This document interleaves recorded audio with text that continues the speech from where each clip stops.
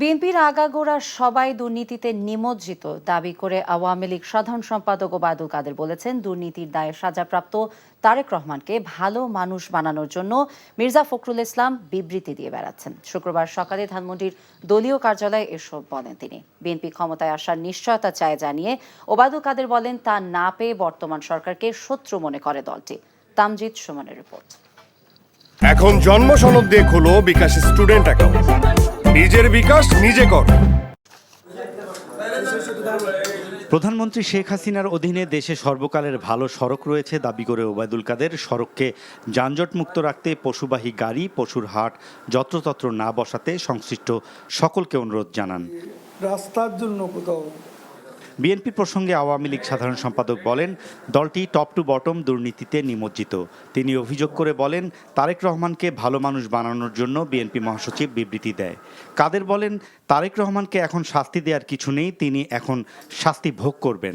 তাকে দেশে এনে সেই শাস্তি নিশ্চিত করার কথা বলেছেন প্রধানমন্ত্রী। বিএনপি টপ টু বটম একটা দুর্নীতিগ্রস্ত ভারপ্রাপ্ত চেয়ার, তাকে ভালো মানুষ সাজানোর জন্য ফখরুল একটা বিবৃতি দিয়ে বসলেন। এখন বলে তাকে শাস্তি দেওয়া যাবে না। শাস্তি তো তিনি পেয়েছেন, নতুন করে দেবার কি আছে? শাস্তিটা এখন ভোগ করা হচ্ছে বিষয়। মাননীয় প্রধানমন্ত্রী বলেছেন, তাকে এখানে এনে শাস্তি ভোগ করাতে হবে। এই সরকার বিএনপির শত্রু ফখরুলের এমন বক্তব্যের সমালোচনা করে কাদের বলেন, তারা চায় ক্ষমতায় আসার নিশ্চয়তা। দলটি তা পায়নি বলেই তারা বর্তমান সরকারকে শত্রু মনে করে।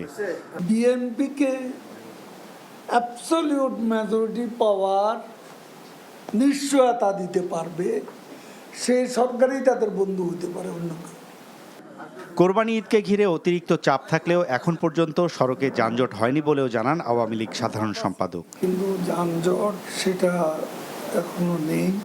Tamjid Suman, NTV news, Dhaka. এখন জন্ম সনদ দিয়ে খোলো বিকাশ স্টুডেন্ট অ্যাকাউন্ট। নিজের বিকাশ নিজে কর।